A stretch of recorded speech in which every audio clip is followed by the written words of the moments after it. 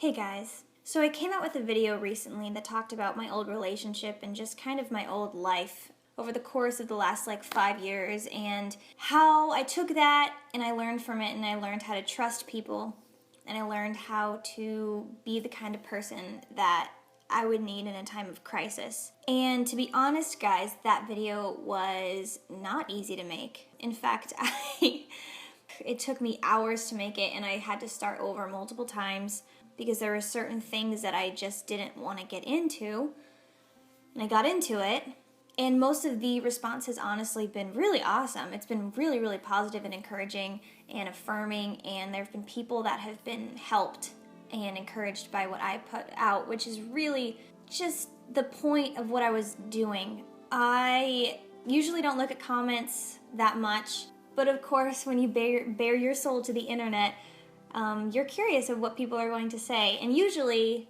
negative comments don't affect me that much because it's just like, oh, your voice is stupid and you're ugly, and I just kind of don't take those to heart. But when people comment on my character, that leaves a little bit of a sting. It's been interesting with this last vlog because what I've noticed is that although my intentions were pure, I wasn't malicious or mean, or I didn't overshare. I was honest, and I told the truth about what happened to me without revealing too much. There are some people that shamed me for that. I knew that people did that, but I don't think I've ever been so risky with what I put out on the internet to where I have to experience people doing that to me. And since I started to lead this life of vulnerability, not just in my personal life, but in my YouTube and music career, I've seen changes in the way people respond to it. What I learned kind of today is that people are going to shame you for being vulnerable, and they're going to call it weak, and they're going to call it over dramatic, and they're going to call it over the top. But let me just tell you guys to not listen to those people. You have a right to your own story, and you have a right to tell the story that is yours. And that does not mean you go out and you share with the world every tiny little detail of your life. That is called oversharing, and sometimes it's overwhelming for people who are listening to it. But if your intentions are to go out and be honest and authentic and true in order to be authentic and to help someone else who may be going through the same thing, then your intentions are pure. And if people are going to shame you for that, then they have something going on in their life that they are ashamed of, or they are very mistakenly going with the thought that vulnerability is weakness. I just want to tell you guys to not let those people in your life keep you from telling the truth, no matter how scary or how difficult it may be. Some people are not going to like what you say, but that's just too bad, because here's the deal.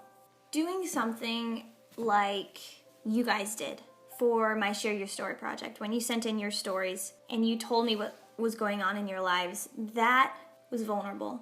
And that, to me, looked like courage and looked like bravery and looked like strength. For me, growing up, sometimes I've been told that I'm a little overly sensitive or I'm a little overdramatic, and those words have stuck with me for my whole life. And so I feel extra compelled to make this vlog because I want to tell you guys that as someone who is not very nice to herself, and as someone who tells herself that she is being overdramatic or that she is being too sensitive or crazy, I have the curse and the gift of feeling and caring a lot about a lot of things.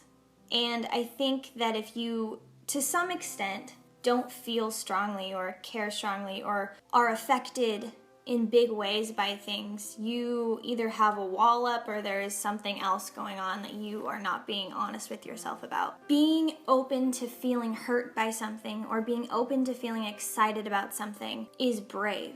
And I think that it is something that I want to see people do more. When people are really excited or are honest about how hurt or sad they are, I think that is really commendable. And I want to be more like that. So, for those of you out there who think that a video like this or a video like the last one I posted is too dramatic or over the top or too sensitive, not as bad as other people's hurt, so I shouldn't say it, I just want you to know that I'm going to continue on to be honest and truthful about my story and about myself, and I hope that you do the same. it has a way of making other people more courageous and feeling like they can also tell their story, which honestly is just so freeing. Now again, I'm not saying go and make a vlog and share to thousands or millions of people or even hundreds of people all of the details and the intimacies of your private life. That is not being vulnerable. That is oversharing. And if you are struggling with something that you are really ashamed about and you've never talked to anyone, I would not personally use this platform as a way of expressing that. For the first time, I think that go to someone you trust and someone who you know will handle that shame and that conversation well. And then I think once you are in a good place about it, it is okay to share that story in whatever way you do that, whether it's in conversations with people, whether it's writing poetry, whether it's making a vlog. I just want to encourage you guys to not be afraid of sharing your story and of being honest about your experiences, and to not listen to those voices in your life and in your head that tell you that it is not okay to feel. There's an Anne Lamott quote that is my favorite quote right now, and I'm going to share it with you as the end of this vlog. You own everything that happened to you. Tell your stories. If people wanted you to write warmly about them, they should have behaved better. And just let that sink into your soul. Do what you will with it.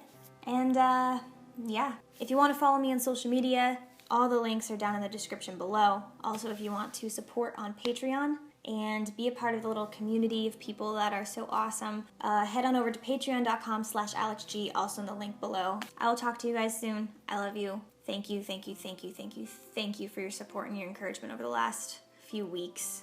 You guys are lifesavers, and you're going to change the world.